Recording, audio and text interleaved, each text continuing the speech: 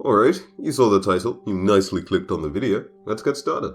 John Armstrong. Armstrong owned forts between Scotland and England in the 1500s that allowed him to raid settlements in the north of England and the south of Scotland. So, he got around a bit. His men targeted those areas that couldn't protect themselves, taking their animals and stuff and monies and putting their homes to the torch when they couldn't afford to pay him. Or just wouldn't pay him. So, he was a fairly resourceful man in a sense. You'd be right to think that he had a criminal record, but his connections with the Scottish Lord Maxwell meant that the English wardens couldn't touch him, and because he was only targeting those of, lower birth, he wasn't going after any big boys, big wigs directly.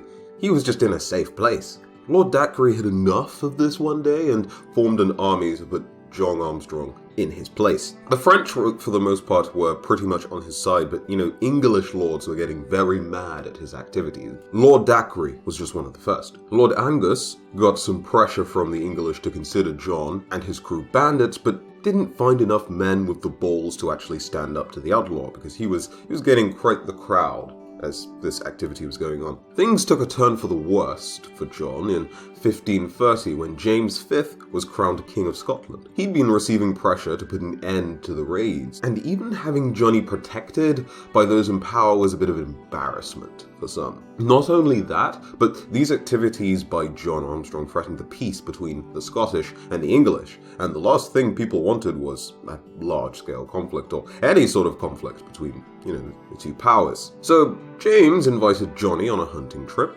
for a diplomatic talk, and you don't just refuse an offer like that from a king, especially as along with the trip it was promised by the king that John would be safe. So John wore his finest fabrics, stolen from the nicest of people, on occasion perhaps, and went to the event unarmed because he completely trusted the king. When they reached Mospole Valley, the king's army of about 10,000 men surrounded them. Armstrong tried to bribe the king and assure him that no Scots were harmed during the raids, but the king still had him hanged along with his men, the men that he brought with him, which were about 50 or 60. He didn't bring that many men comparatively. His alleged last words were, "I am but a fool to seek grace at a graceless face, but had I known you would have taken me this day, I would have lived in the borders despite King Henry and you both."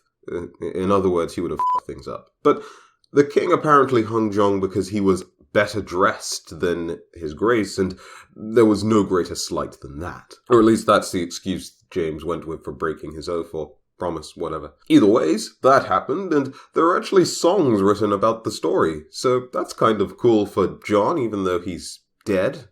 Well, he'd be dead anyway, but yeah.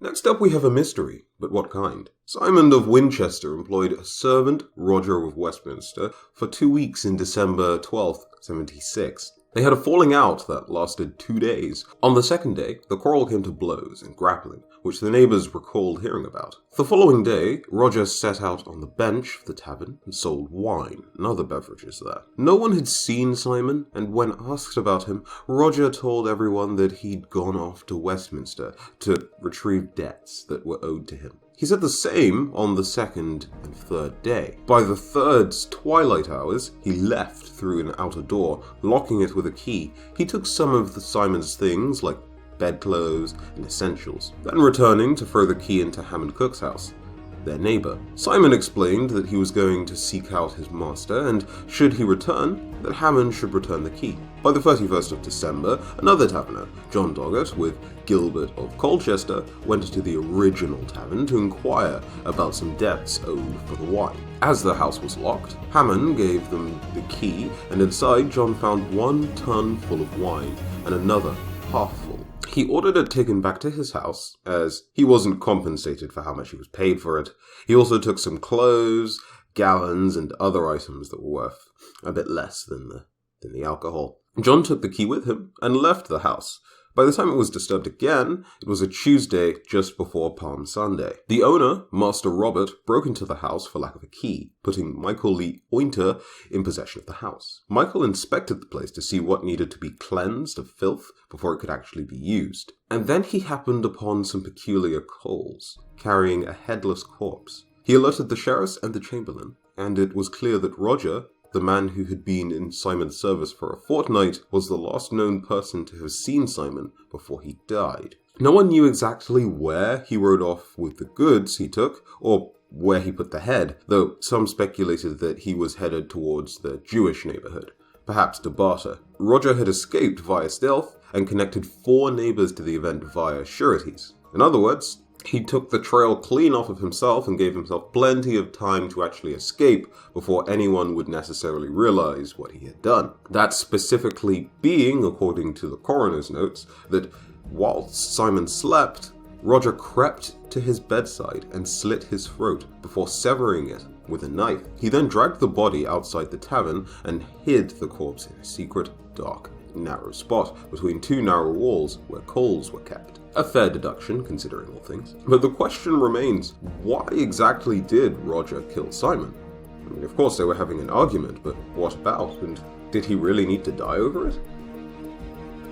Sigwin de Bayful, a middling lord from Perigold's second son, who was born at Baydefol-sur-Dorgonais Castle. I butchered the name, but we'll continue. Seguin was a soldier fighting for the French until his king was captured, leading to a truce and ending his pay in 1356. It didn't take Seguin long to head his own troop, 2,000 men strong, and nickname them the Margot. This company joined other companies and made the Dard Venus that raided eastern France in 1360. They took a small French territory that sat above a crossing, ransoming the place before leaving. The troops spent most of the next year pillaging and the like until some significant local resistance inspired the retreat. A year after that, multiple bands formed the Great Company which crushed the royal army at Brignaeus and opened southern France up to brigandage. In other words, the country was helpless for a bit in some areas and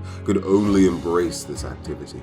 Bedefol took Briolde as a base in 1363 because, well, quite simply he fancied it. And after the town paid him 40,000 florins to leave, he went to another base in Loins to set up another adequate base. As Charles the Bad once offered him employment, he tried to make himself a king of sorts, and ended up playing with a large region before the people decided to pay him about 40,000 florins to leave. The French crown started to grow sick of mercenaries and paid them good coin to join an expedition to Spain. Bedefol sought rewards from King Charles the Bad, and the king was quite offended by what he was asking for. So, in 1366, Seguin died from eating a poisoned quince. Which, by the way, looks like a terrible thing to eat, can I just say? I know that people get offended when I go on these rants about food, but do you actually put that thing down your throat? It looks like a shriveled pear. I bet it just tastes just sour as all hell and just nasty. I'll stop it.